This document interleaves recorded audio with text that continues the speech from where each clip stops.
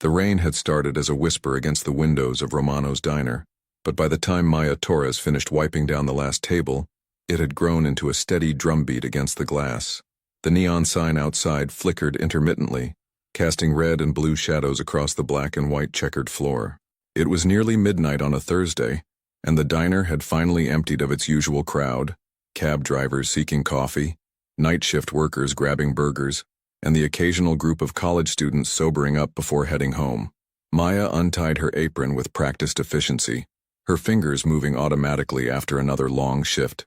Her feet ached in her worn sneakers, and she could feel the familiar tension building in her lower back. She'd been on her feet for nearly 10 hours, rushing between tables, forcing smiles at demanding customers and pretending that everything was fine.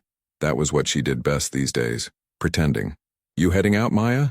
called Tony, the night cook, from behind the kitchen window.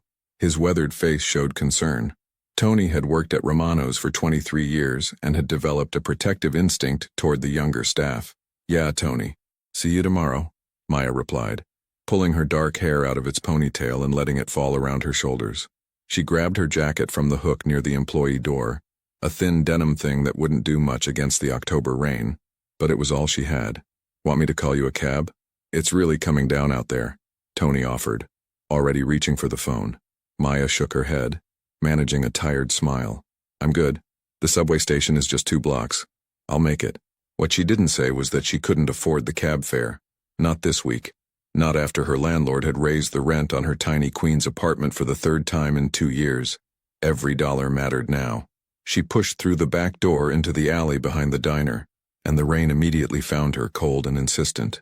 The city smelled different when it rained, less like garbage and exhaust, more like wet concrete and possibility. Maya pulled her jacket tighter and started walking toward the street, her mind already counting the subway stops between here and home. That's when she saw him. Derek was leaning against the brick wall near the mouth of the alley, and even from a distance Maya could tell he was intoxicated. His tall frame swayed slightly, and his usually neat blonde hair was disheveled, darkened by the rain. Her stomach dropped, and she felt her heartbeat accelerate, pounding in her ears louder than the rain. She considered going back inside, but Derek had already seen her. He pushed himself off the wall and started walking toward her with that determined stride she knew too well. "Maya," he called out, his voice carrying that edge of aggression that used to terrify her. "Maya, we need to talk." "There's nothing to talk about, Derek. We've been over for 6 months. Maya tried to keep her voice steady, tried to project a confidence she didn't feel. She moved toward the street, hoping the presence of other people would deter him. But the street was nearly empty. The rain had driven most people indoors or underground into the subway. A few cars passed, their tires hissing on the wet pavement, headlights cutting through the darkness. No one was walking. No one would notice. Derek caught up to her quickly, his hand wrapping around her upper arm, not tight enough to bruise, but firm enough to stop her. He'd always been careful about that, knowing exactly how much pressure to apply. 6 months and you won't even return my calls," Derek said, and she could smell the whiskey on his breath. "I've been trying to apologize, Maya, trying to make things right. Let go of me." Maya pulled her arm away, taking several steps back. The rain was soaking through her jacket now, and she could feel it running down her back. "You need to leave me alone, Derek. I mean it. You can't just throw away 3 years," Derek continued, following her as she backed toward the corner. His eyes were unfocused, but there was a desperate intensity in them that frightened her. "I made mistakes, okay? I admit it. But you made mistakes too. You pushed me, Maya. You always pushed me." There it was, the twist that always came, the way he turned everything around, making his anger her fault, his drinking her responsibility. Maya had spent 2 years believing that narrative, thinking if she just tried harder, said the right things, avoided the wrong topics, everything would be fine. It had taken her best friend Jennifer 6 months to convince her that none of it was her fault, that Derek's problems were his own, that she deserved better. "I'm not doing this with you," Maya said firmly, looking around desperately for help. The nearest store was closed, metal gates pulled down over the windows. Across the street she could see a black SUV parked near a fire hydrant, engine running. "You need to go home and sleep this off. Don't tell me what to do," Derek snapped, moving closer. "You always did that, always acting like you were better than me, smarter than me." Maya's back hit the rough brick wall of the building behind her. She was cornered. trapped between Derek and the wall, with nowhere to go. Her heart was racing now, her breath coming quick and shallow. She thought about screaming, but who would hear? Who would come? Then, like an answer to a prayer she hadn't spoken, the door of the black SUV opened. A man stepped out into the rain, and even in her panicked state, Maya noticed him. He was tall, over 6 feet, with dark hair that was perfectly styled despite the weather.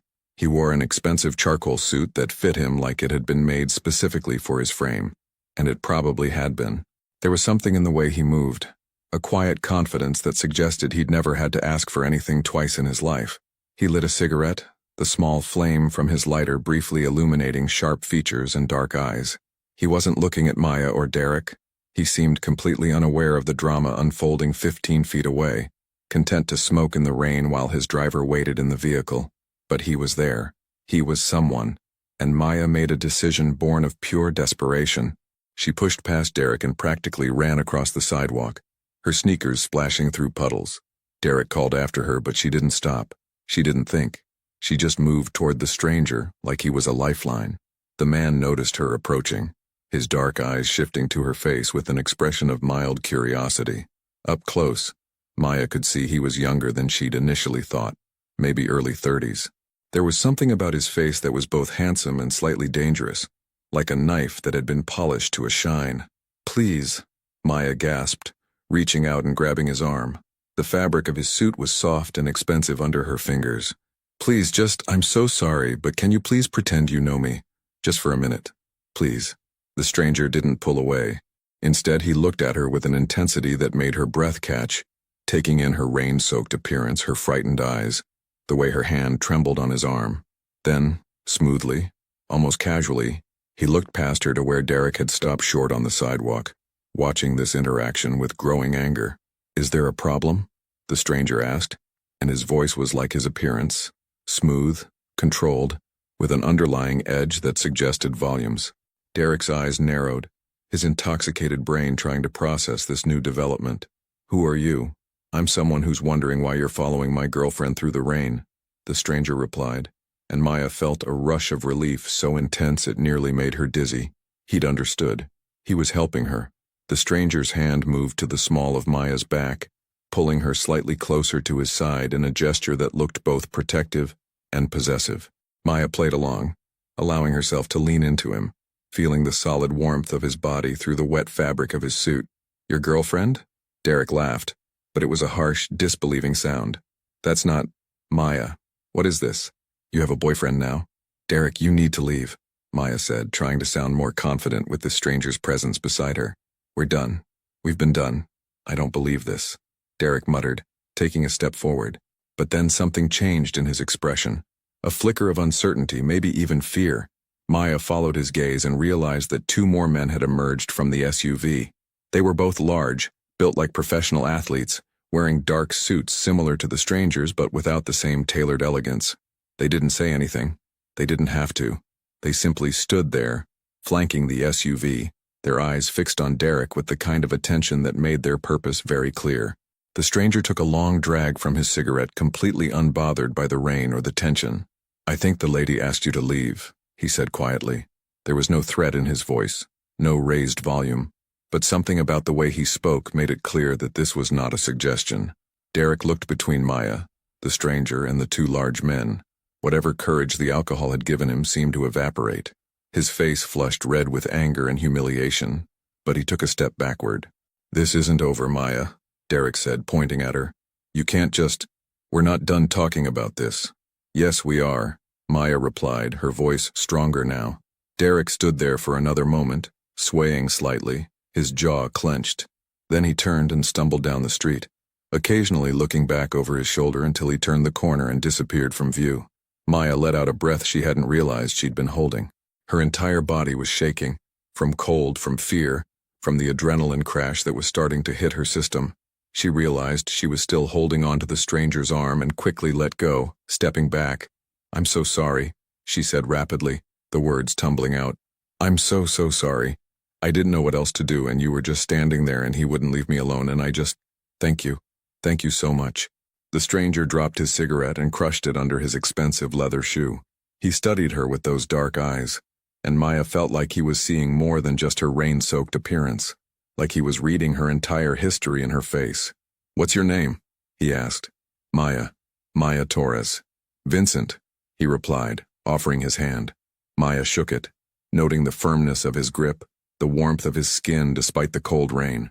"Vincent Russo." "Thank you, Mr. Russo." "Really? I don't know what I would have done if—" "Was that your ex-boyfriend?" Vincent interrupted, his tone conversational but his eyes still sharp and assessing. Maya nodded, wrapping her arms around herself. She was soaking wet now, her jacket completely useless, and she was starting to shiver. "Yeah, we broke up 6 months ago, but he won't accept it. He keeps showing up at my work, calling me, texting me. Tonight was the first time he's actually—" She stopped, not wanting to finish that sentence. "The first time he's physically cornered you," Vincent finished for her. "Yeah." Vincent was quiet for a moment and Maya couldn't read his expression. Then he glanced at his watch, probably worth more than Maya made in 6 months, and looked back at her. "It's late, it's raining, and you're clearly shaken. Where do you live?" "Queens. But I'm fine, really.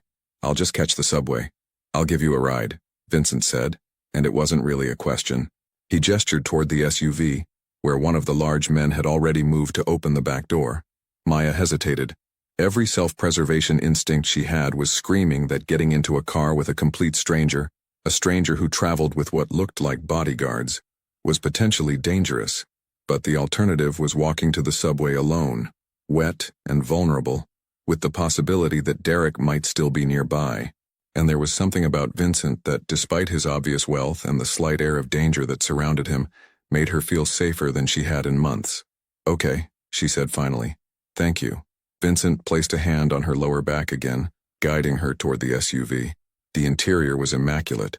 Black leather seats, tinted windows, and that new car smell mixed with something else. Expensive cologne, maybe. Maya slid into the back seat and Vincent followed, settling beside her with the ease of someone accustomed to luxury. The door closed, muffling the sound of the rain. One of the large men got into the driver's seat, the other into the passenger seat. Neither of them turned around or spoke. "Address?" the driver asked, his voice surprisingly soft for such a large man. Maya gave him her address in Queens and the SUV pulled smoothly away from the curb. She watched the rain-slicked streets of Manhattan slide past the window, the city lights blurred and dreamlike through the water droplets on the glass. "You work at that diner?" Vincent asked, breaking the silence. "Romano's, yeah. Have for about 2 years now." Maya turned to look at him, studying his profile in the dim light from the passing streetlights. "What about you? What do you do?" "I manage some family businesses," Vincent replied, his tone casual but somehow final, like he was closing a door on that particular line of inquiry. Maya nodded, not pushing. She was too tired and too grateful to interrogate her rescuer. Instead, she focused on the warmth slowly returning to her body, the comfortable seats, and the steady rhythm of the windshield wipers. "He's done this before?" Vincent asked suddenly. "Your ex, following you. He calls and texts constantly. Shows up at the diner sometimes, but usually during busy hours when there are lots of people around. This is the first time he's caught me alone like that." Maya wrapped her arms around herself again, remembering the feeling of Derek's hand on her arm, the trapped sensation against that brick wall. "You should file a police report," Vincent said. Maya laughed, but it was a bitter sound. "And tell them what? That my ex-boyfriend wanted to talk to me? That he grabbed my arm? They won't do anything until he actually hurts me, and by then it's too late." Vincent's jaw tightened almost imperceptibly. "That's unacceptable. That's reality," Maya countered, meeting his eyes. "For women like me, anyway. Women without money or connections or—" She gestured vaguely at the luxury SUV around them. "Private security." Vincent didn't respond to that, but Maya saw something shift in his expression. They rode in silence for a while, crossing over into Queens, the buildings growing shorter and more residential. "This is good," Maya said as they approached her street. "You can drop me anywhere here."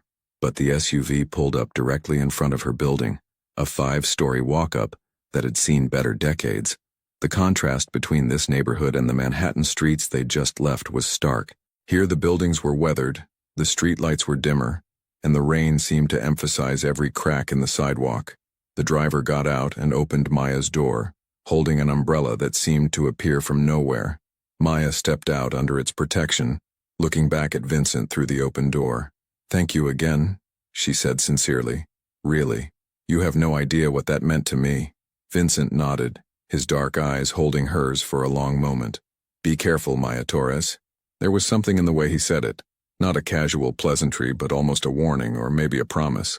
Maya couldn't quite decipher it, but it sent a small shiver down her spine that had nothing to do with the cold rain. She stepped back, and the driver closed the door. The SUV pulled away smoothly, its red taillights disappearing around the corner, leaving Maya standing on the rain-soaked sidewalk in front of her building. As she climbed the stairs to her third-floor apartment, her wet sneakers squeaking on each step, Maya replayed the entire encounter in her mind. The fear of facing Derek alone, the desperate gamble of grabbing a stranger's arm, the way Vincent had understood immediately and played along without hesitation, the quiet authority in his voice when he'd told Derek to leave, the way his bodyguards had materialized like silent sentinels. Who was Vincent Russo? And what kind of family businesses required 2 bodyguards and an SUV that probably cost more than Maya would earn in 5 years? She unlocked her apartment door and stepped into the small studio that was her entire world. One room that served as bedroom, living room, and dining room with a tiny kitchenette and a bathroom barely big enough to turn around in. The radiator clanked and hissed, providing irregular heat. The window overlooked a brick wall, but it was hers. It was safe. It was home. Maya peeled off her wet clothes and took a hot shower, standing under the spray until her shivering stopped and her racing heartbeat finally slowed to normal. She changed into dry pajamas and made herself a cup of tea, sitting on her second-hand couch with her phone in her hand. She should block Derek's number. She should have blocked it months ago, but some part of her had always worried that would make him angrier, would escalate things. Better to know when he was trying to contact her than to be surprised by his appearances. Tonight had changed something, though. Tonight he had physically prevented her from leaving, had cornered her against a wall. That was a line he'd never quite crossed before, even during their worst arguments when they were together. Maya pulled up her phone and, before she could second-guess herself, blocked Derek's number. Then she blocked him on social media, on every platform she could think of. It felt simultaneously liberating and terrifying. She thought about Vincent's suggestion to file a police report. Maybe she would. Maybe having it on record would help if Derek escalated further. Maybe it wouldn't, but at least it would be something. As Maya finally crawled into bed, exhausted but too wired to sleep immediately, she found herself thinking about Vincent Russo again, about the way he'd looked at her, really looked at her, like she was worth paying attention to, about the protective gesture of his hand on her back, about the quiet competence with which he'd handled the entire situation. She wondered if she'd ever see him again. Probably not. Manhattan and Queens might as well be different worlds, and people like Vincent Russo didn't frequent diners in lower Manhattan at midnight. But as she drifted off to sleep to the sound of rain against her window, Maya Torres couldn't shake the memory of dark eyes and an expensive suit, or the strange feeling that tonight had set something in motion that she didn't yet understand. Outside, in the rain-soaked streets of Queens, she didn't notice the black SUV parked half a block away, or the man inside watching her building until her lights finally went out. Vincent Russo sat in the backseat of his vehicle, a fresh cigarette between his fingers, his phone in his other hand. On the screen was information his people had already pulled up. Everything there was to know about Derek Morrison: his address, his employer, his criminal record, 2 DUIs and a disorderly conduct charge, his financial situation, deeply in debt, and most importantly, his pattern of behavior. This wasn't the first woman Derek had obsessed over. It wouldn't be the last unless someone intervened. Vincent should let it go. He had enough problems, enough responsibilities, enough danger in his life without adding the complications of a frightened waitress and her unstable ex-boyfriend. He'd done his good deed for the year. He should forget about Maya Torres and her wide, frightened eyes and move on. But he didn't give the order to drive away. Instead, Vincent made a phone call to his head of security. "I need someone watching an address in Queens," he said quietly, giving Marco the details. Discreetly, "If a man matching this description shows up, I want to know about it immediately." He sent Derek Morrison's information to Marco's phone. "Boss, is this really?" Marco started, the concern evident in his voice. "Just do it," Vincent interrupted, ending the call. He took a long drag from his cigarette, watching the rain trace patterns down the tinted window. He was making a mistake. He knew it instinctively. Getting involved with someone like Maya, someone innocent, someone outside his world, was dangerous for both of them. But when she'd grabbed his arm tonight, looked up at him with those desperate, hopeful eyes.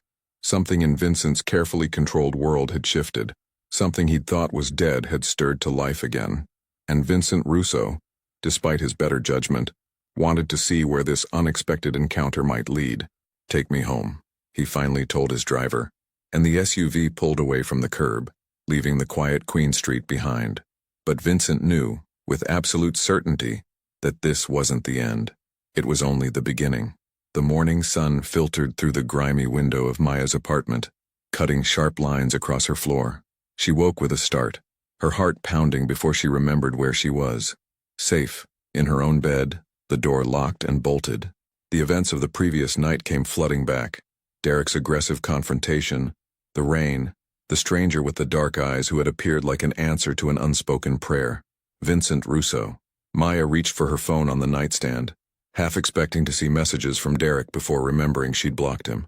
The screen showed only the time, 6:47 a.m., and a text from her friend Jennifer asking if she wanted to grab coffee this weekend. She typed back a quick response, then got up and started her morning routine. Friday meant another shift at Romano's. Another day of smiling at customers and pretending her feet didn't hurt.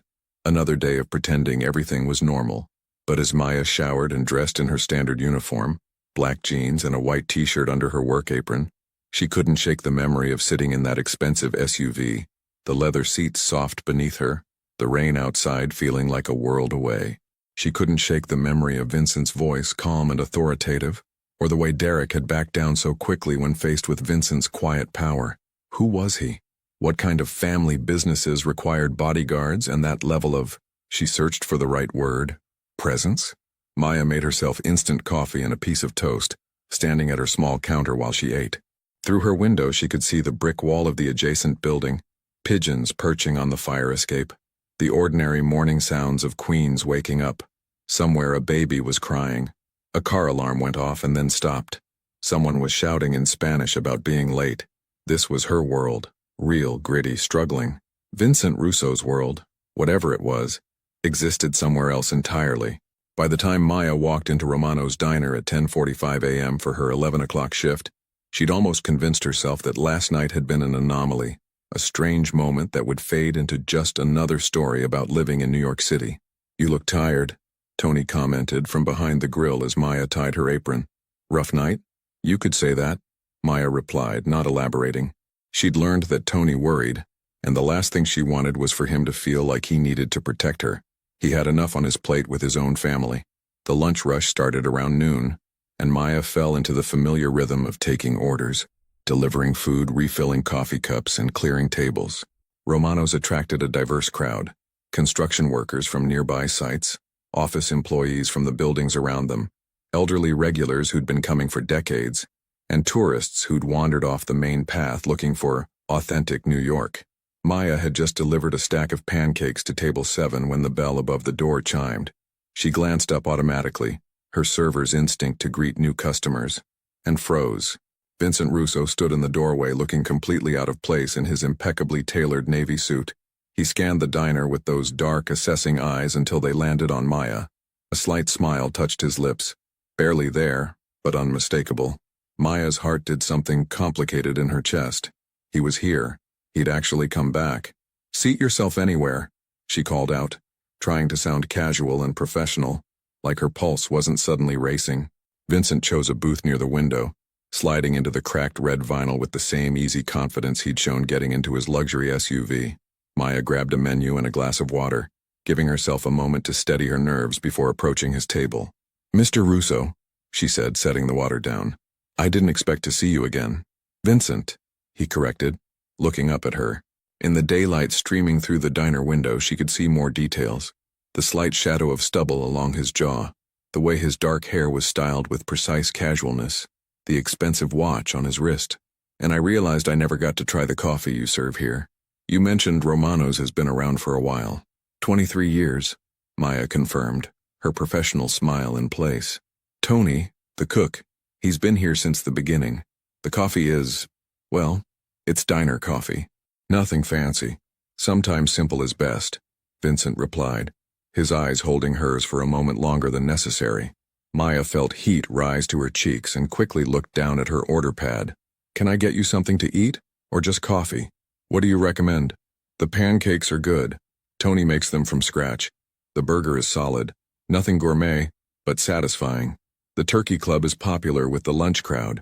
Maya rattled off the options, aware that Vincent was watching her face rather than looking at the menu. I'll have the burger, medium, and the coffee. Coming right up, Maya said, turning to put the order in. As she clipped the ticket to the line for Tony, her coworker Rachel sidled up beside her, eyes wide. Rachel was 19, studying at community college, and had a tendency toward dramatic observations. Okay, who is that gorgeous man and why is he looking at you like that? Rachel whispered urgently. Like what? Maya asked, pouring coffee into a mug. Like you're the only person in this entire diner. Maybe the only person in New York. Rachel grabbed Maya's arm. Seriously, is he your boyfriend? Because if not, can I have his number? He's not my boyfriend. He's just someone who helped me out last night. Maya pulled her arm free and carried the coffee to Vincent's table, very aware of Rachel watching from behind the counter. Here you go, Maya said, setting the mug down. Burger will be up in about 10 minutes. Thank you. Vincent wrapped his hands around the mug and Maya noticed his hands. Strong, with long fingers, no wedding ring. How are you doing today? After last night. Maya glanced around the diner, but no one was paying attention to them. I'm fine. Really. Thank you again for what you did. Did he try to contact you? Vincent asked, his tone casual but his eyes sharp. I blocked his number, and all his social media. Maya felt oddly proud saying it, like she'd accomplished something significant. I'm thinking about filing a police report like you suggested. You should, Vincent said firmly. Documentation creates a paper trail. It helps if things escalate. The way he said it, not if things escalate, but if, sent a small chill down Maya's spine, like he knew from experience how these situations could develop. I will, Maya promised. Look, I have other tables. Of course, I didn't mean to keep you from your work, but he had that slight smile again, like he knew exactly what effect his presence was having, and was enjoying it just a little. Maya returned to her other customers, but she remained hyper-aware of Vincent's presence. She could feel his eyes following her as she moved through the diner, taking orders, delivering food, chatting with regulars. When his burger came up, she delivered it with steady hands, and he thanked her with that same quiet courtesy. He ate slowly, occasionally looking at his phone, occasionally watching the street through the window. He looked like he had nowhere else to be, no urgency driving him. Maya wondered what that felt like, to not be constantly watching the clock, calculating tips, worrying about rent. When she brought his check, modest by any standard, barely $20 with the coffee, Vincent left $100 bill on the table. That's way too much, Maya protested, picking up the bill and trying to hand it back to him. Consider it appreciation for the recommendation, Vincent said, standing. He was tall. She'd noticed it last night, but here in the diner it was even more apparent. He had to be at least 6'2", and he carried himself like someone who'd never had to make himself smaller to fit anywhere. The burger was excellent. I'll have to come back. Before Maya could respond, he was gone, the bell above the door chiming his exit. Through the window, she watched him climb into a black SUV, maybe the same one from last night, maybe a different one, she couldn't tell, and disappear into Manhattan traffic. Rachel appeared at Maya's elbow immediately. Did he just tip you $100 for a burger and coffee? Apparently, Maya said, staring at the bill in her hand. Maya, who is that man? I honestly don't know, Maya admitted. And it was true. She knew his name, knew he'd helped her, knew he had money and bodyguards and an air of danger. But who he really was? That remained a mystery. The rest of her shift passed in a blur. Maya's mind kept returning to Vincent's unexpected appearance, trying to decode what it meant. Men with his obvious wealth didn't come to diners in Lower Manhattan for the coffee. He'd come to see her. But why? By the time Maya's shift ended at 7 p.m., her feet were aching, and her mind was spinning. She changed out of her work clothes in the small employee bathroom, pulling on jeans and a sweater, and prepared herself for the walk to the subway. The October evening was cool but clear, the rain from last night having washed the city clean. Maya was halfway to the subway station when she felt it, that prickling awareness of being watched. She turned quickly, scanning the street behind her, her heart rate accelerating. Derek stood on the corner, about half a block back. Even from a distance she could see the tension in his posture, the fixed way he was staring at her. How had he found her? She'd blocked him. She'd been careful. Then Maya realized He'd always known where she worked. He'd shown up at Romano's before.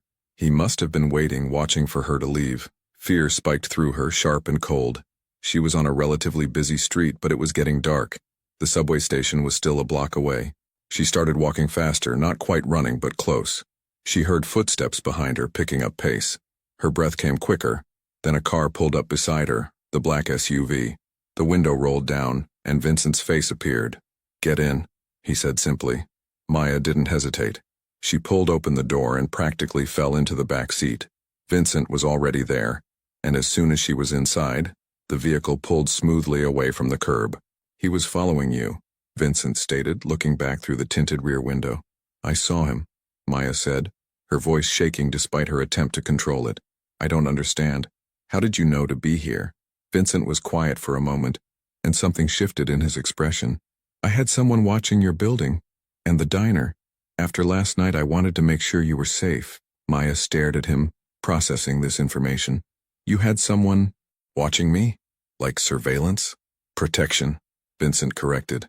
"When my man reported that your ex was outside Romano's, waiting for you to leave, I came myself." Maya didn't know how to feel about this. Part of her was grateful.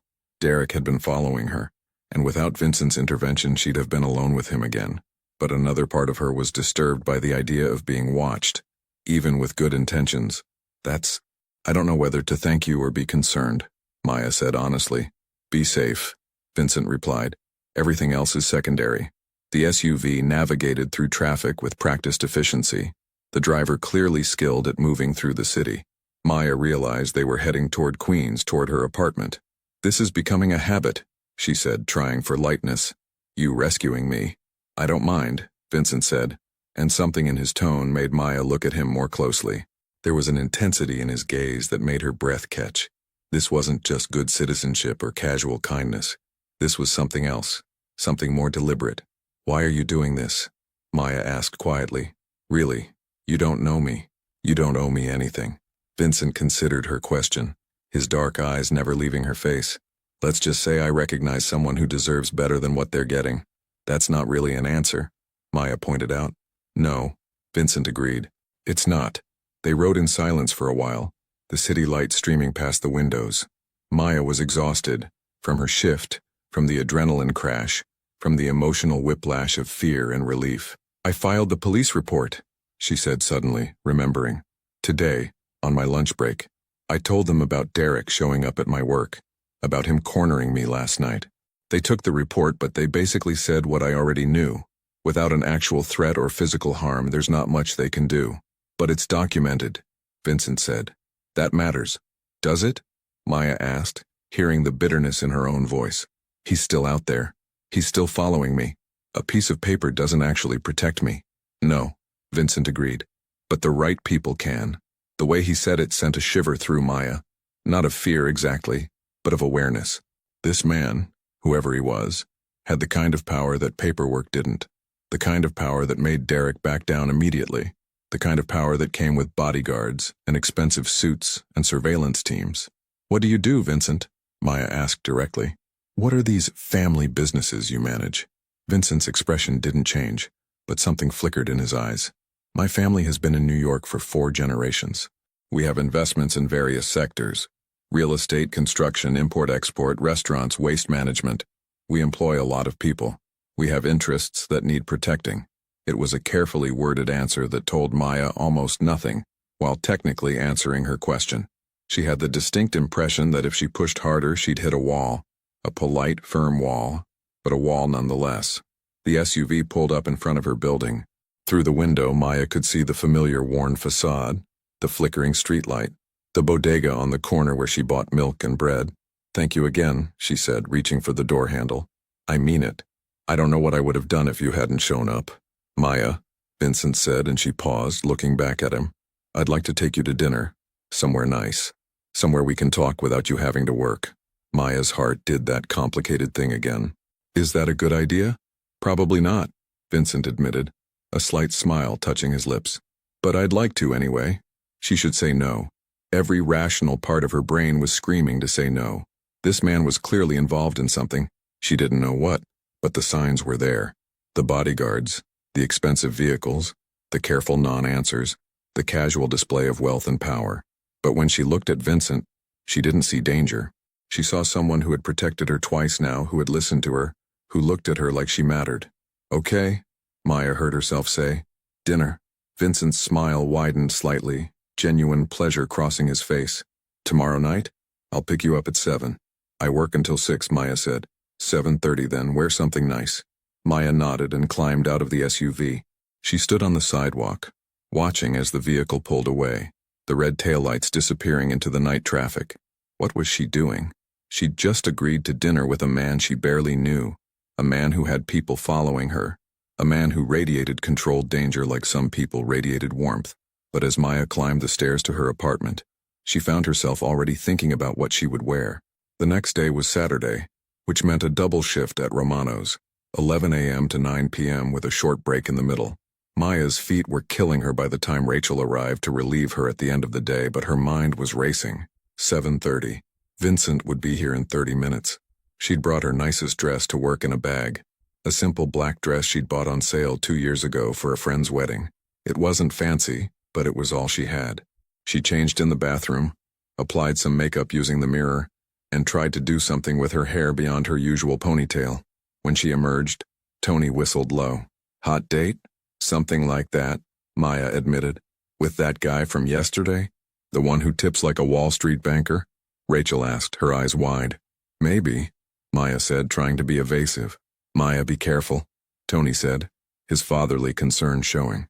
"Guy like that, throwing money around, showing up out of nowhere, just be careful, okay?" "I will," Maya promised. And she meant it. She wasn't naive. She knew this situation had potential complications, but she also knew that Vincent made her feel safer than she'd felt in months, and that was worth exploring. At exactly 7:30, the black SUV pulled up in front of Romano's. Vincent stepped out, and Maya's breath caught. He wore a perfectly fitted black suit, a crisp white shirt open at the collar, no tie. He looked like he'd stepped out of a magazine. Sophisticated, powerful, and completely out of place on this working-class Manhattan street. Maya walked out to meet him, very aware of Tony and Rachel watching through the diner window. "You look beautiful," Vincent said, his eyes taking in her appearance with clear appreciation. "You clean up pretty well yourself," Maya replied, and was rewarded with one of his rare, genuine smiles. He opened the SUV door for her, and Maya slid into the now familiar luxury interior. Vincent joined her, and the vehicle pulled into traffic. "Where are we going?" Maya asked. "Marea," Vincent replied. "Do you like Italian?" Maya had heard of Marea. It was one of those restaurants that showed up in Best of New York lists, the kind of place with a months-long reservation list and prices that would make her monthly rent look modest. She'd never imagined actually eating there. "I like Italian," she said carefully. "But Vincent, it's really expensive." "Don't worry about that," Vincent said dismissively. "I want to take you somewhere special." The restaurant was in Central Park South, and when they arrived, the hostess greeted Vincent by name. They were led to a private table near the window, with a view of Central Park's southern edge, the trees dark shapes against the city lights. Maya felt completely out of her depth. The other diners were dressed in designer labels, dripping with jewelry, speaking in the casual tones of people for whom a $300 meal was unremarkable. The menu had no prices, always a bad sign, and listed dishes she'd only read about in food magazines. "What do you like?" Vincent asked, watching her study the menu with obvious anxiety. "I honestly don't know half of what's on here," Maya admitted. "You choose. Surprise me." Vincent ordered for them both in flawless Italian, conferring briefly with the sommelier about wine. Maya just watched, feeling like she'd stepped into someone else's life. When the sommelier left, Vincent turned his full attention to her. "Tell me about yourself, Maya Torres. Beyond what I already know." "What do you already know?" Maya asked, curious. "You work at Romano's Diner. You're from Queens. You have an ex-boyfriend who doesn't understand boundaries. You're scared but trying not to show it. You're stronger than you think you are." Vincent paused. "Am I close?" "Uncomfortably close," Maya said. "What else?" "You want more than what you have, but you're not sure how to get it. You put other people first, probably to your own detriment. You have dreams you don't talk about because you're afraid of being disappointed." Maya felt exposed, like Vincent had somehow seen inside her head. "How do you know all that?" "I'm good at reading people," Vincent said simply. "It's a survival skill." The first course arrived. some kind of seafood preparation that looked like art on a plate. Maya took a careful bite and tasted flavors she couldn't even name, complex and perfectly balanced. Your turn, Maya said. Tell me about yourself. I'm the oldest of 3 siblings, Vincent began, swirling wine in his glass. My father built our family business from almost nothing. He died 5 years ago and I took over. It's complicated work, not always pleasant, but it's my responsibility. Are you close with your siblings? Maya asked. Something shadowed crossed Vincent's face.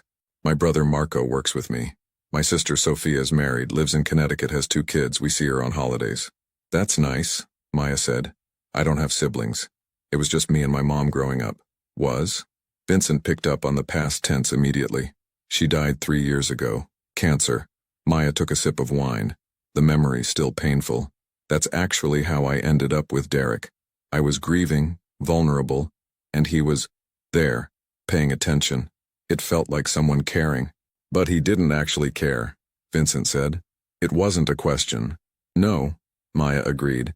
He wanted someone he could control, someone who needed him. When I started getting stronger, started standing up for myself, that's when things got bad. Vincent's jaw tightened, but he didn't say anything. The server brought the second course and they ate in comfortable silence for a moment. What were your dreams? Vincent asked suddenly, before life got complicated. Maya hesitated, then decided to be honest. I wanted to go to culinary school, actually become a chef, not just a waitress. I used to cook for my mom. It was one of the things that made her happy when she was sick. I thought maybe I could do something with that, make it a career. What's stopping you? Money, Maya said bluntly. Culinary school is expensive. I'm barely covering rent and utilities on what I make at the diner. Student loans from my community college already feel crushing. Taking on more debt for something that might not even work out.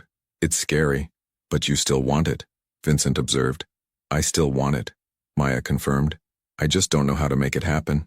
Vincent studied her thoughtfully, and Maya had the distinct impression that gears were turning in his mind, calculations being made. What about you? Maya asked, turning the conversation. If you could do anything other than run family businesses, what would it be? Vincent smiled slightly. No one's ever asked me that before. Well, I'm asking now. I used to paint, Vincent said quietly. When I was younger, before my father died, I was actually pretty good. Had a small studio in our house where I'd work on canvases, abstracts mostly, emotional pieces. Why did you stop? Maya asked. No time, no space in my life for it anymore. The business requires constant attention. There are people depending on me, responsibilities I can't walk away from. Vincent's expression was almost wistful. Sometimes I miss it, the freedom of creating something just for the sake of creating it. Maya saw a different side of Vincent in that moment. Not the powerful businessman with bodyguards, but someone who'd had to set aside parts of himself to fulfill obligations he didn't choose. Maybe you could start again, Maya suggested gently. Even just a little. A few hours here and there. Maybe, Vincent said, but he didn't sound convinced. The meal continued. Course after course of exquisite food, wine that Maya couldn't even pronounce, and conversation that flowed more naturally than she'd expected. Vincent asked about her life, her childhood, her mother, her interests. He listened with genuine attention, making her feel like her stories mattered, like her experiences were worth hearing. In turn, Vincent shared carefully curated pieces of his own life, stories about his siblings, his father's determination, the challenges of managing complicated businesses. He never quite specified what those businesses were, and Maya noticed the artful way he redirected when she got too close to certain questions. By the time dessert arrived, something involving chocolate and gold leaf that seemed too beautiful to eat, Maya had almost forgotten her initial nervousness. She was enjoying herself, genuinely enjoying Vincent's company. Can I ask you something? Maya said as they shared the dessert. Of course. Why me? I mean, you could be here with anyone. Someone from your world. Someone who understands all this. She gestured at the elegant restaurant around them. Why take an interest in a waitress from Queens? Vincent set down his fork and looked at her directly. Because you're real, Maya. In my world, everyone wants something. Money, power, connections, protection. They smile and agree and tell me what they think I want to hear. But you? You grabbed my arm in the rain because you were desperate and scared and had nowhere else to turn. You were honest. You didn't know who I was or what I could do for you. You just needed help. He paused, his dark eyes intense. And when I look at you, I don't see someone trying to play angles or manipulate situations. I see someone trying to survive, trying to build a life, trying to be better than her circumstances. That's rare. That's worth my time. Maya felt warmth spread through her chest, a feeling she couldn't quite name. I'm not special, Vincent. I'm just trying to get by. You're more special than you know, Vincent said quietly. The moment hung between them, charged with possibility. Then Vincent's phone buzzed. He glanced at it and his expression shifted. Not quite a frown, but a tightening around his eyes that suggested business intruding on personal time. I'm sorry, he said. I need to make a call. Excuse me for a moment. He stepped away from the table, moving toward the restaurant's entrance. Maya watched him through the window, seeing him speak rapidly in Italian, his posture tense. Whatever the call was about, it wasn't good news. When Vincent returned, some of the lightness had left his expression. I apologize. Work emergency. Is everything okay? Maya asked. It will be, Vincent said, but he didn't elaborate. He signaled for the check, which appeared instantly, though Maya never saw him actually pay for anything. The drive back to Queens was quieter than the drive to the restaurant. Vincent seemed distracted, his mind clearly on whatever business issue had called him away. Maya understood. Everyone had work stress, but she couldn't shake the feeling that Vincent's work stress operated on a different level than hers. When they reached her building, Vincent walked her to the door, his bodyguards maintaining a discreet distance. Thank you for tonight, Maya said. Really, it was incredible. The first of many, I hope, Vincent replied. Then he surprised her by taking her hand, raising it to his lips and kissing her knuckles. A gesture that should have seemed old-fashioned, but instead felt intimate and somehow right. Be careful, Maya, he said, echoing his words from their first meeting. Lock your doors. Keep your phone close. If Derek shows up again, call me immediately. He handed her a business card with a phone number, nothing else. Just the number embossed in black on heavy cream cardstock. I will, Maya promised. Vincent waited until she was inside the building before getting back into his SUV. Maya climbed the stairs to her apartment, her mind full of the evening, the food, the conversation, the way Vincent looked at her, the mysterious phone call, the contrast between the man who quoted Italian wine regions and the man who had bodyguards watching his back. She unlocked her apartment door and stepped inside, flipping on the lights. Everything was as she'd left it. Small, cramped, but safe. Maya changed out of her dress and sat on her bed looking at the business card Vincent had given her. She programmed the number into her phone, saving it simply as Vincent. Her phone buzzed. A text from an unknown number. I hope you won't regret giving me your time tonight.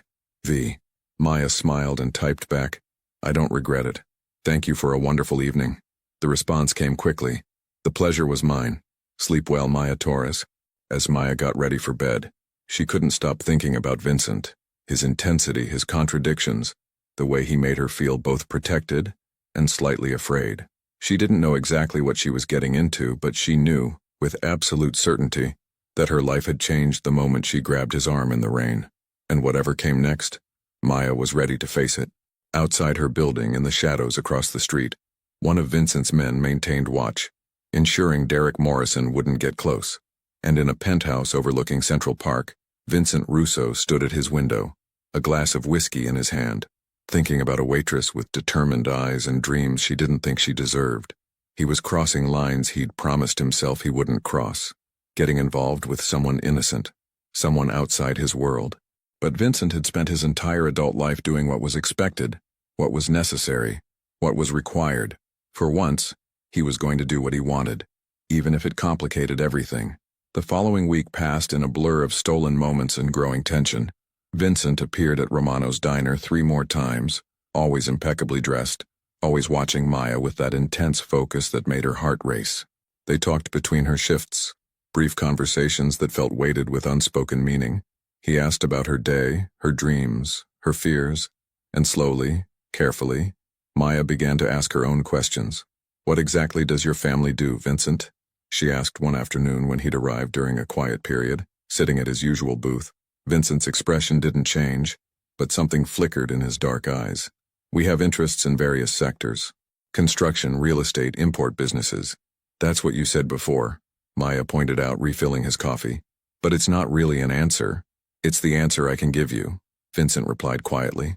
Maya set the coffee pot down and slid into the booth across from him, ignoring the surprised look from Rachel behind the counter. Vincent, I like you. I do.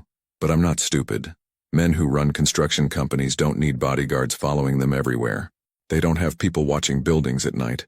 They don't make other men back down with just a look. Vincent was silent for a long moment, his fingers wrapped around the coffee mug. When he spoke, his voice was low. My family is involved in businesses that sometimes operate in gray areas. We're not criminals, Maya, but we're not entirely legitimate either. We exist in the spaces between. Like what? Maya pressed, her heart pounding. Protection services, labor negotiations, dispute resolution. We help people who can't go to the police. We solve problems that the law can't or won't handle. Vincent met her eyes directly. And yes, sometimes that puts us in conflict with people who don't appreciate our methods. Maya absorbed this, trying to reconcile it with the man who'd taken her to an expensive restaurant, who'd asked about her dreams, who'd made her feel safe. Are you dangerous? To people who threaten what's mine? Yes. Vincent's gaze intensified. To you? Never. The word mine hung in the air between them, possessive and protective and slightly terrifying.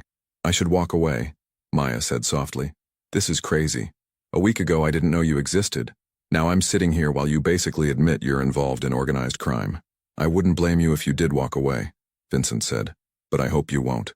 Maya looked at this man, this stranger who'd become something more, and felt the pull of something she couldn't quite name.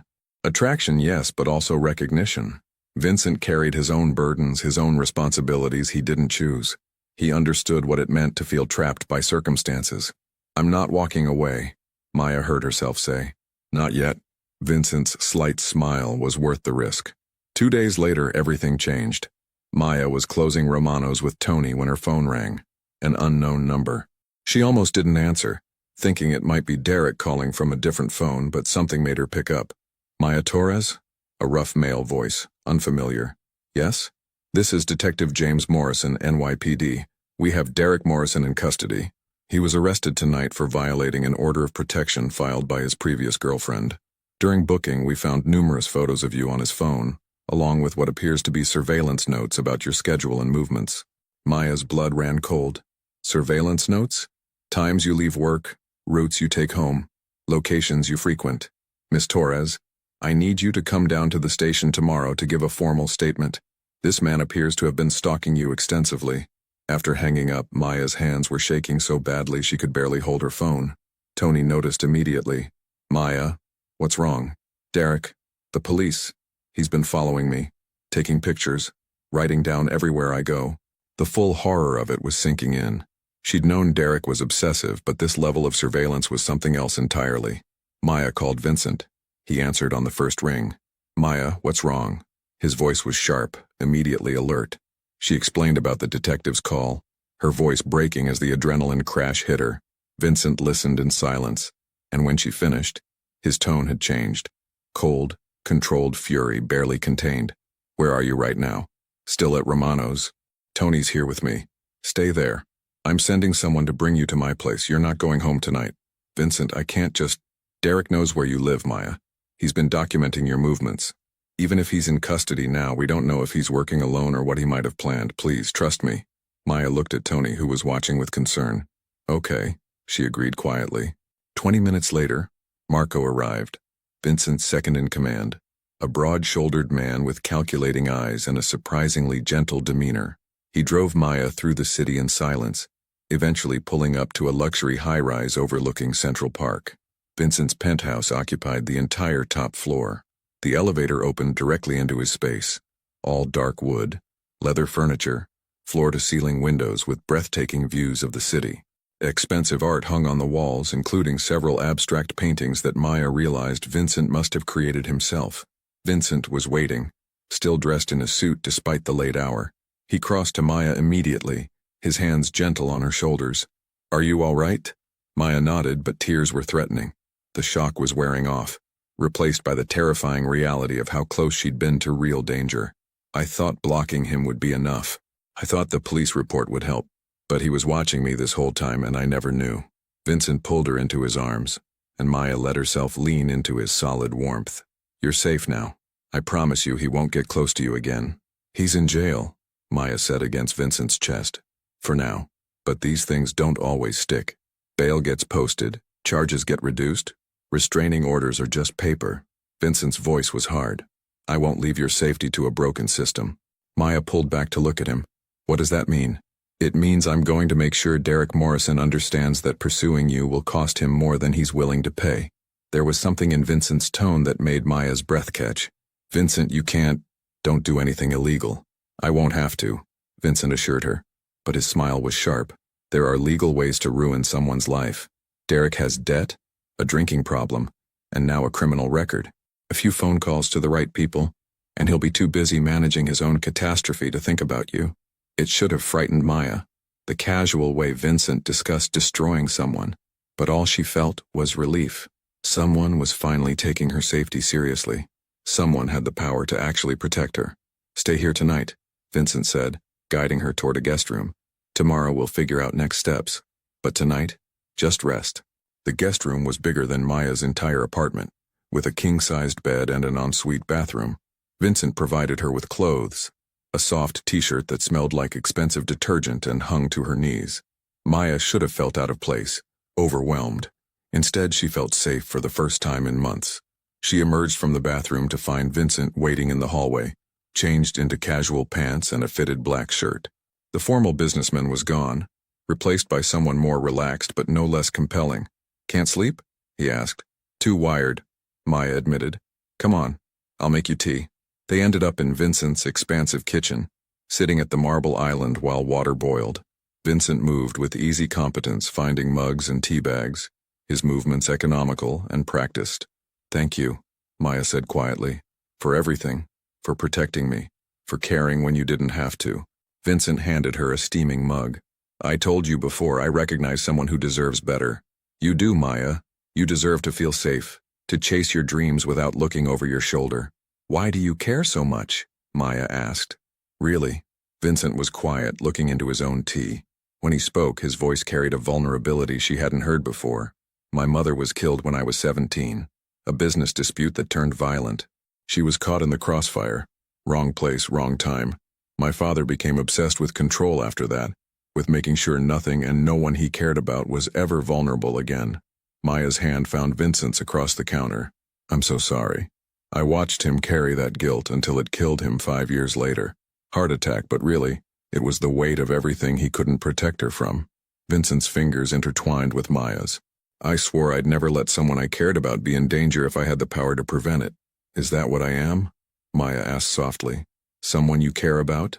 Vincent's dark eyes met hers, intense and unwavering. Yes, Maya, you are. The space between them seemed to shrink. Vincent reached up, tucking a strand of hair behind Maya's ear, his touch gentle despite the calluses on his hands. Maya's breath hitched. This is complicated, she whispered. I know, Vincent agreed, but he didn't pull away. Your world and mine, they're so different. I know that too, but I can't seem to make myself care, Maya admitted. Vincent's smile was slow and genuine. Good. Neither can I. He leaned in, giving Maya time to pull back to stop this, but she didn't. When his lips met hers, it was gentle at first, a question rather than a demand. Maya answered by kissing him back, her hands coming up to frame his face. The kiss deepened, weeks of tension and attraction finally finding release. Vincent's arms wrapped around her, pulling her closer, and Maya went willingly, losing herself in the feeling of being wanted, protected, seen. When they finally broke apart, both breathing heavily, Vincent rested his forehead against hers. Stay, he said quietly. Not just tonight. Until Derek is handled. Until you're safe. Stay here with me. Maya knew she should say no. Knew this was moving too fast, getting too complicated. But looking into Vincent's eyes, feeling the steady warmth of his presence, she found herself nodding. Okay, she agreed. I'll stay. Vincent kissed her again, softer this time, like sealing a promise. And as Maya stood in this stranger's kitchen in this unfamiliar world of wealth and danger, she realized that for the first time in years, she felt like she was exactly where she belonged. Whatever complications came next, they would face them together. 3 months had passed since Maya moved into Vincent's penthouse. 3 months of learning to navigate 2 worlds, her shifts at Romano's diner and evenings in a luxury apartment overlooking Central Park. 3 months of falling deeper for a man whose darkness she now understood, but no longer feared. Derek had been handled, as Vincent promised. The combination of legal pressure, mounting debt collectors, and strategic interference in his employment had forced him to relocate to his brother's place in Ohio. The restraining order was permanent. Maya's phone stayed silent, but safety came with complications. Maya stood at the floor-to-ceiling windows watching the city lights twinkle in the December darkness. Behind her, Vincent's world hummed with quiet activity. Marco in the study discussing business she didn't ask about. Phone calls in Italian that ended when she entered rooms. She loved Vincent. That much she knew with certainty. But love didn't erase the fundamental truth. She was a waitress from Queens living in a world she didn't fully understand, with a man whose business required secrets she couldn't share. "You're thinking too loud," Vincent's voice came from behind her. Maya turned to find him watching her, still dressed in his work suit, tie loosened. Even after months together, he took her breath away. "Just wondering where I fit in all this," Maya admitted. Vincent crossed to her, his hands gentle on her waist. "You fit exactly where you are. With me. But for how long, Vincent? I can't keep living in this beautiful bubble, pretending I understand your world. I still work at Romano's. I still have student debt. I still have dreams that don't include being someone's protected treasure." "Then tell me what you want," Vincent said quietly. "Tell me your dreams, and I'll help you achieve them." Maya pulled back slightly. "That's the problem. I don't want you to just hand me things. I need to build something myself. I need to know I earned it." Vincent was silent, processing this.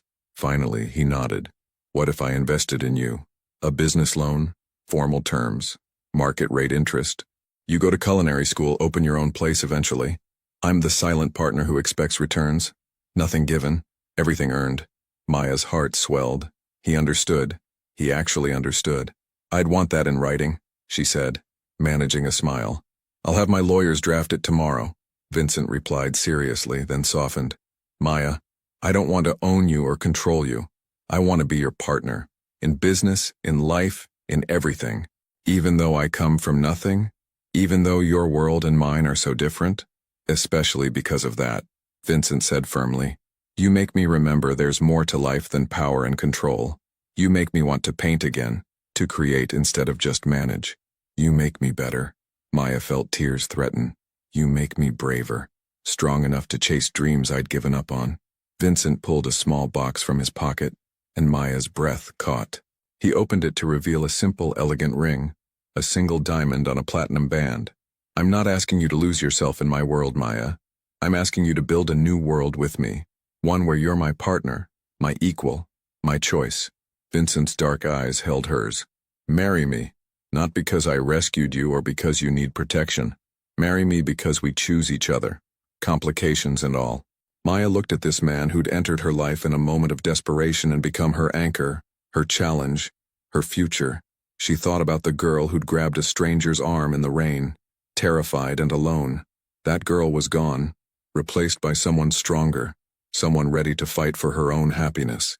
"Yes," Maya whispered. "Yes, I'll marry you." Vincent's smile was radiant as he slipped the ring onto her finger. When he kissed her, it felt like a promise, not of perfection, but of partnership. 6 months later, Maya wiped down the counter at her new restaurant, a small, elegant space in Brooklyn that served modern American cuisine with Italian influences. The walls displayed Vincent's paintings, finally back to creating in his spare time. The kitchen was hers, a place where she could experiment, create, and build something entirely her own. Il Ponte, the sign outside read. The bridge, a space between worlds where her past and future met. Vincent arrived as the last customers left, sliding into a seat at the bar. Maya poured him wine, her wedding ring catching the light. "How was service?" he asked. "Sold out." Again. Maya couldn't keep the pride from her voice. "The critic from the Times made a reservation for next week." "You've earned it," Vincent said simply. Marco appeared at the door, his expression serious. "Boss, we have a situation." Vincent's jaw tightened, but he looked at Maya first. "I need to handle something. I'll be home late." Maya nodded, understanding. She'd learned not to ask about certain aspects of Vincent's business. He protected her from that darkness, and she respected the boundary. "Be careful," she said, kissing him softly. "Always am when I have something worth coming home to," Vincent replied. As he left, Maya locked up her restaurant. her dream made real through her own hard work and determination. She'd paid back half the business loan already, ahead of schedule. She was building something that was entirely hers, but she was also building a life with Vincent. Complicated, sometimes dangerous, but real. They'd found balance between his world and hers, creating something new in the space between. Maya Torres had grabbed a stranger's arm in the rain out of desperation. She'd married Vincent Russo out of choice, love, and the determination to build a future on her own terms. And as she walked home through Brooklyn's streets, her restaurant keys in her pocket and her husband's ring on her finger, Maya realized that sometimes the best things in life came from the most unexpected moments. Sometimes salvation wore an expensive suit and had dark, knowing eyes. Sometimes love meant choosing complications over safety, partnership over protection, and building bridges between impossible worlds. And sometimes, just sometimes, desperate gambles led to happy endings.